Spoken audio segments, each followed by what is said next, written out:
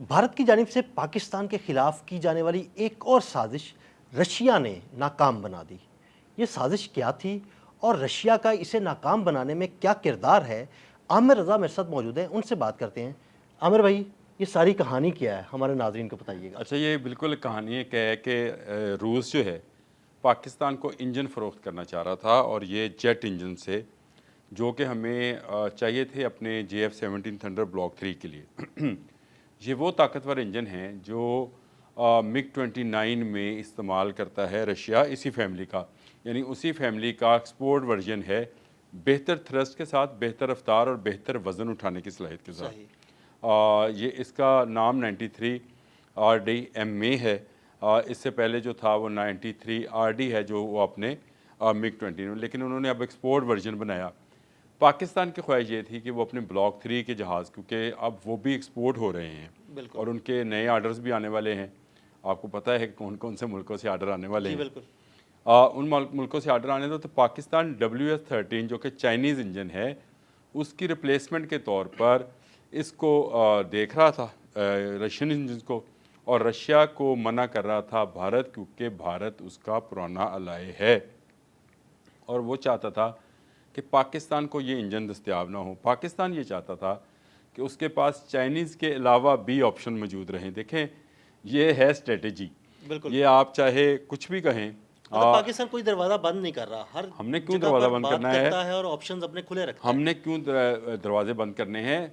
सीधी बात तो ये है कि ये इंजन जो पाकिस्तान रशिया से ख़रीदना चाहता है, ये बेहतर एवियोनिक्स सिस्टम जो हैं उनके साथ अटैच हो जाता है।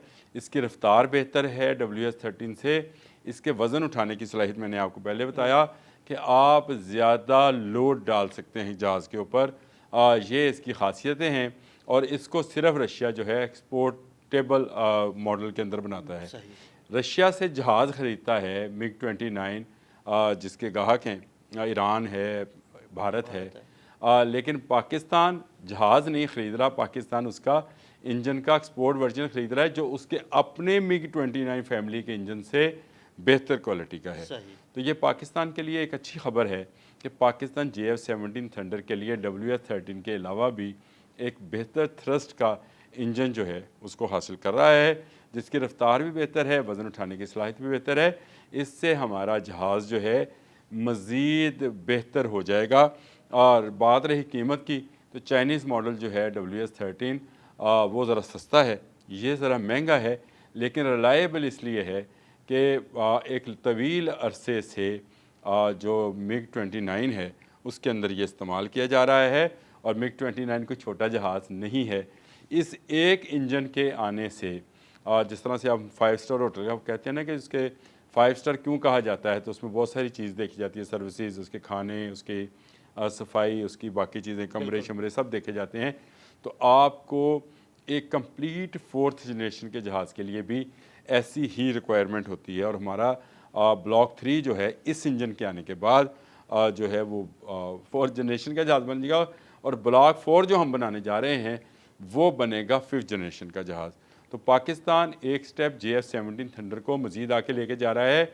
इससे हमारी एक्सपोर्ट बेहतर होगी, क्योंकि एक रिलायबल इंजन जो है इसके अंदर नस्ब किया जा रहा है। गो इसकी तकलीफ़ अमेरिका को भी है, लेकिन सबसे ज़्यादा तकलीफ़ जो है वो भारत को है। बिल्कुल। भारत एक बड़ा परचेज़र है MiG-29 का, हमेशा से उसके फ़्लीट के अंदर मिग सीरीज़ के जहाज़ जो हैं वो शामिल रहे हैं, क्योंकि रशिया का वो अलाय रहा है। S-400 का सबसे बड़ा गाहक इस वक्त दुनिया में जो है वो भारत है, और भारत ही उसको तबाह कराने वाला भी है। बिल्कुल। इसी तरह से वो उसका ख़्याल था कि वो रूस से ये कहेगा कि ये इंजन आप पाकिस्तान को ना दें। पाकिस्तान के पास फिर डुअल किस्म की चीज़ें हो जाएगी, यानी चाइनीज़ भी और रशियन भी, और वो टेक्नोलॉजी भी आ जाएगी जो जदीद रडार सिस्टम्स को इंटीग्रेट करने में कामयाब हुई। कल हमने एक इस पर किया भी था KJ-500 के जी, ऊपर, बिल्कुल। तो उनके साथ भी इसको इंटीग्रेटेड किया जा सकेगा। बेहतर फोर्स के साथ JF-17 थंडर फ़ज़ाओं में उड़ेगा, तो दुश्मन को तह बाला करेगा। किसके दुश्मन को? भारत हमारे को। हमसाये को। भारत को। तो भारत इसलिए चाहता था कि ये मुआहदा ना हो। भारत ने मज़ीद S-400 लेने की जो है ऑफ़र भी की। بھارت وہاں سے مزید طیارے جو ہے جو SU ہیں سیریز کے وہ بھی لے رہا ہے، لیکن رشیا نے اس کی یہ بات نہیں مانی۔ کیوں نہیں مانی؟ اس لیے کہ رشیا چاہتا ہے کہ اس کا یہ انجن ایکسپورٹ ہو دنیا بھر میں، اور اگر اس کو پاکستانی استعمال کریں گے تو اس کا مطلب اس کی ریلیبلٹی اور اس کے ایکسپورٹ ورژن کی دنیا بھر میں پذیرائی ہوگی۔ یعنی رشیا بھی چائنا کی طرح اپنا دفاعی ساز و سامان پاکستان کے ہاتھوں ٹیسٹ کرنا چاہتا ہے۔ وہ کہتے ہیں کہ جو فاتح ہوتے ہیں نا ان کے ساتھ لوگ کھڑے ہوتے ہیں، بالکل ڈیفیٹڈ کے ساتھ بہت کم لوگ ہوتے ہیں۔ اس وقت بھارت ڈیفیٹڈ ہے، پاکستان فاتح ہے، اور پاکستان کی ایئر فورس فاتح ہے۔ آج صبح ہی میرے ایک دفاعی تجزیہ کار دوست ہیں، ان سے میری گفتگو ہو رہی تھی، تو وہ مجھے یہ کہہ رہے تھے کہ مستقبل میں آپ کی نہیں پوری دنیا کی ایئر فورسز ہی جنگوں کا فیصلہ کیا کریں گی۔ یہ ممکن نہیں رہا کہ آپ گراؤنڈ فورسز کے ساتھ کسی ملک کے اوپر قبضہ کریں۔ جس کی ایئر فورس جتنی مضبوط ہوگی اتنا وہ جو ہے کامیابی حاصل کرے گی۔ اور یہ دنیا کو پتہ چل گیا ہے کہ ہم نے ایک رن وے سے چاند کے رن وے، یعنی یہاں سے ہلا کے، یہ میں ان دوست کی تجزیہ بتا رہا ہوں، انہوں نے کہا کہ اب جنگ جو ہے یہی فورسز جو فضائی فورسز ہیں اس کو خلا میں لے کے جا رہی ہیں۔ تو اس کا مطلب یہ ہے کہ آنے والے دنوں میں آپ کو وہ سٹار وار کے پروگرامز جو ہم فلموں میں دیکھا کرتے تھے جس میں لیزر گنز استعمال ہوتی تھی، یہ بھی جو ہیں آپ کو نظر آنا شروع ہو جائیں گی۔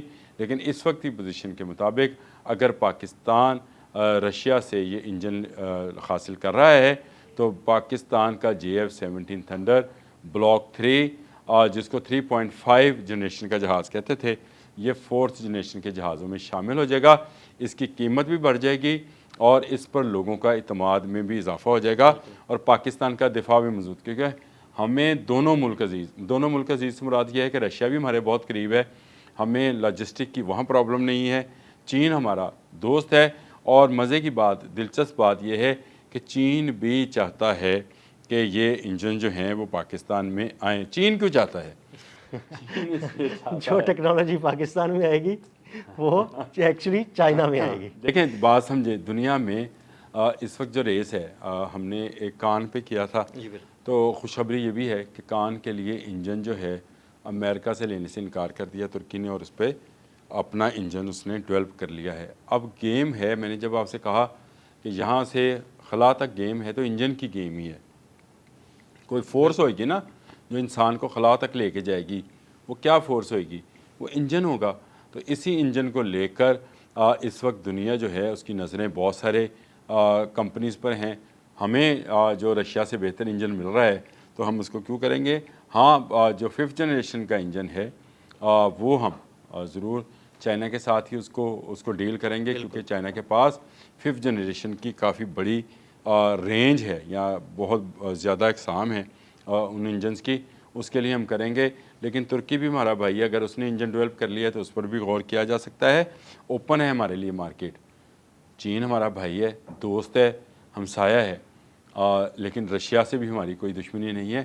وقت نے یہ ثابت کیا ہے کہ رشیا کاروباری لوگ ہیں، وہ اپنا کاروبار دیکھ رہے ہیں، وہ بھارت کی دوستی نہیں دیکھ رہے، اور انہوں نے وہ انجن جو ایکسپورٹ کے لیے بنایا ہے اس کے لیے پہلی چوائس JF-17 تھنڈر بلاک 3 کو بنایا ہے، جو 4th جنریشن کا جہاز ہونے جا رہا ہے۔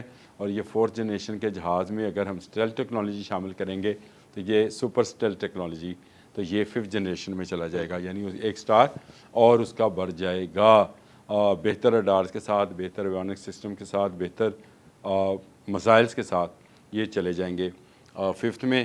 ابھی ہمیں 4th کے لیے آرڈرز ہیں ہمارے پاس، اور ہمیں جلد از جلد ان آرڈرز کو بھگتانا بھی ہے، جہاز لوگوں تک پہنچانے بھی ہیں۔ اس لیے ہمیں بھارت روک نہیں سک رہا ہے۔ اس وقت دنیا بھر کی نظریں پاک فضائیہ پر ہیں، اور پاک فضائیہ جس انجن پر، جس جہاز پر انگوٹھا کھڑا کر دے گی، دنیا میں اس کی ویلیو بڑھ جائے گی۔ بالکل، بہت شکریہ عامر بھائی۔ جی بالکل، عامر رضا نے بڑی تفصیل کے ساتھ بھارت کی ضلالت اور اس انجن کی کہانی سنائی۔ عدیل احمد اور عامر رضا کو اجازت دیجیے گا، اللہ حافظ۔